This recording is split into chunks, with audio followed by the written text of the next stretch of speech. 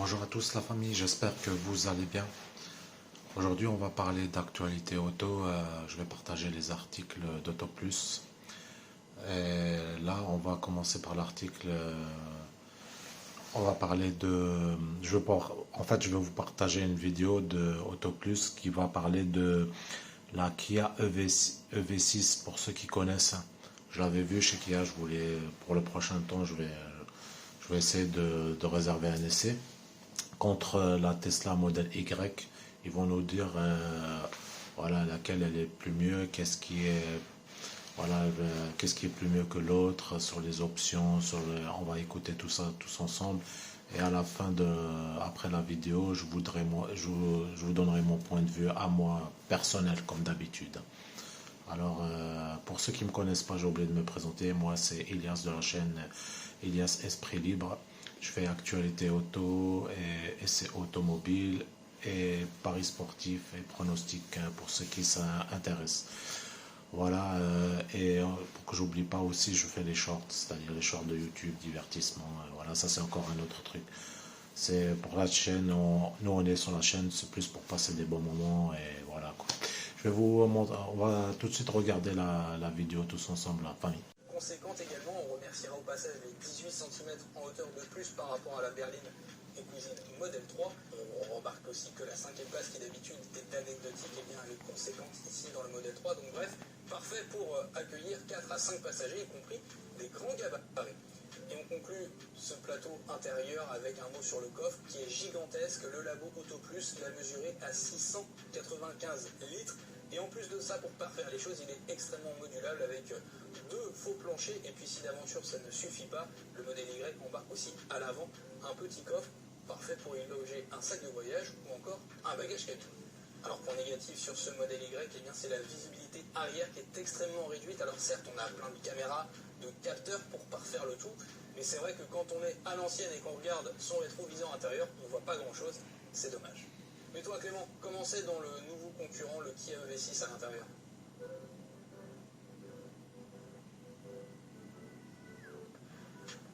Alors à bord de cette Kia EV6, là où la Tesla, on l'a vu, est dans l'épuré et dans le minimalisme, et bien là c'est un peu le contraire, on a quelque chose d'assez chargé. Mais finalement, ça reste bien pensé puisqu'on a énormément d'espace de rangement, que ce soit sous la console flottante ou dans un très grand espace sous un coudoir. Ici, on l'a dit, on est en finition GT Line, qui est la plus haute disponible, et ça se sent parce qu'on a des bons matériaux, on a une sellerie qui est assez flatteuse. Alors par contre, on n'est pas tout à fait sur un niveau de finition comparable à celui de la Tesla, qui a fait des très grands progrès ces dernières années. On a en revanche deux grands écrans devant, dont un sous les yeux, ce qui est quand même plus pratique. Ils font 12,3 pouces chacun, ils sont assez configurables. Et on retrouve des choses qui sont assez chères à Kia, donc notamment le détecteur des angles morts dans le combiné instrument dès qu'on met le clignotant, et ça c'est vraiment très pratique vu le gabarit de la voiture. On a aussi un grand affichage TTO, ce que n'a pas la Tesla, et qui en plus reprend les informations de la navigation façon réalité augmentée, et là aussi un capteur d'angle mort, ce qui fait que quand on dépasse ou quand on est en ville, on n'a pas besoin du tout de quitter les yeux de la route pour voir si on a quelqu'un dans l'angle mort, c'est très pratique. Le tout se commande aussi avec des raccourcis sous l'écran, et donc comme sur le dernier Kia Sportage, c'est un bandeau qui est paramétrable et qui peut gérer à la fois la climatisation et les écrans.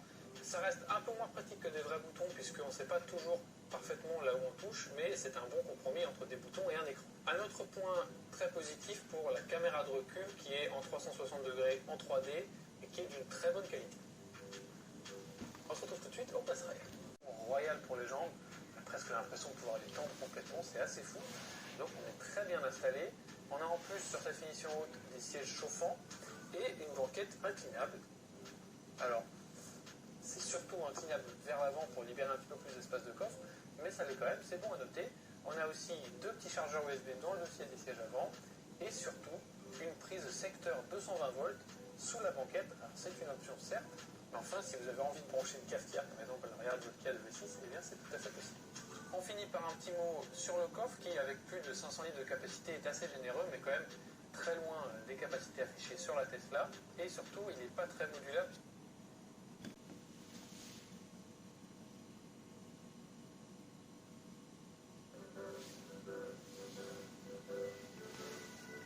Alors à bord de l'américaine, eh bien, pas de grande révolution. Si vous connaissez la Model 3, eh bien, on est en terrain connu puisque ce modèle Y reprend tout simplement les mêmes codes esthétiques. Alors, ce qui se dégage de ce SUV électrique, eh bien, c'est ce design complètement épuré, presque minimaliste, voire futuriste. En témoigne la quasi-absence de boutons, hormis les deux boutons ici sur le volant, les quelques commodos pour les fenêtres ou les portières, et bien tout se situe ici, tout est centralisé ici comme d'habitude chez Tesla sur cet écran central, cette tablette centrale devrait-on dire, de 15 pouces où on va absolument tout gérer, l'ouverture du coffre, le réglage des rétroviseurs, la navigation, le système d'infotainment avec même des plateformes de streaming ou même du jeu vidéo quand vous êtes à l'arrêt, bref. On a presque un ordinateur ou un smartphone dans sa voiture, on n'en a pas vraiment l'habitude, mais quand vous connaissez Tesla, eh bien, c'est le fer de lance du constructeur américain. Alors après, la qualité de finition n'appelle à aucune critique, on a vraiment un véhicule premium, la qualité des matériaux étant au rendez-vous, on a même ce cuir vegan propre à Tesla. Alors attention, hein, la sellerie blanche est ici en option, mais ça corrobore aussi ce côté vraiment de véhicule durable, écologique, qui vient de pair avec la motorisation électrique. Et puis, niveau habitabilité, eh bien, c'est très cossu, on a du rangement partout, on a des chargeurs à induction pour les smartphones, on a du rangement ici, on en a aussi ici, bref, on a du rangement de partout. Et puis, niveau habitabilité aussi, on a vraiment un espace cossu, que ce soit à l'avant comme à l'arrière, avec des sièges avant qui ont été rehaussés, ce qui offre des caves pour les pieds très profonde, très généreuse. On a également une hauteur sous le plafond qui est assez conséquente également. On remerciera au passage les 18 cm en hauteur de plus par rapport à la berline et cousine Model. Alors si certaines Tesla appellent à la sportivité et aux performances avec la Model S en tête et puis la très attendue Model S Plaid, sans même parler d'ailleurs de la nouvelle Tesla Roadster deuxième du nom, eh bien force est de constater qu'avec ce modèle Y, on est dans un tout autre registre. On est dans une ambiance beaucoup plus de routière, de GT, ça appelle au voyage en long cours. Donc, on pourrait se dire, eh bien, on est sur un véhicule électrique pépère. Eh bien, il n'en est rien, puisque même si nous n'avons pas le modèle Y le plus performant, puisqu'il existe du coup une édition performance qui se négocie 10 000 € de plus, eh bien, on a quand même 440 chevaux et 493 Nm de couple avec ce modèle Y, grâce à nos deux moteurs électriques. Et au niveau des performances, eh bien, le Labo Auto Plus a mesuré un 0 à 100 en seulement 5 secondes 3. Donc, pépère, oui, mais pas que. Et croyez-moi, si on joue un peu avec les différents modes de conduite et qu'on accélère et qu'on appuie assez fort sur la pédale de droite, eh bien, il se passe quand même beaucoup de choses. Par conséquent, eh bien, le moteur est plein partout, hein, que ce soit en ville, sur route ou sur autoroute. Il se montre généreux dans n'importe quelle situation, et quelque part tant mieux si ce moteur se montre généreux parce qu'il faut quand même tracter le poids de ce modèle Y. On n'est pas loin des 2 tonnes, le Labo Auto Plus l'a mesuré à vide à très précisément 1986 kg. Mais bon, par rapport à d'autres concurrents aussi, hein, comme le Mercedes EQB que j'ai pu essayer, eh bien le modèle Y s'en sort bien mieux. Et justement, qu'est-ce qui vaut toi le moteur de ton Kia EV6, Clément? Niveau performance pure, eh bien, là on est globalement dans les mêmes tons, puisque certes on a moins de puissance avec 325 chevaux seulement, mais avec 605 Nm de couple, eh bien, le 0 à 100 est avalé juste au-dessus des 5 secondes, donc on a quelque chose de vraiment très performant.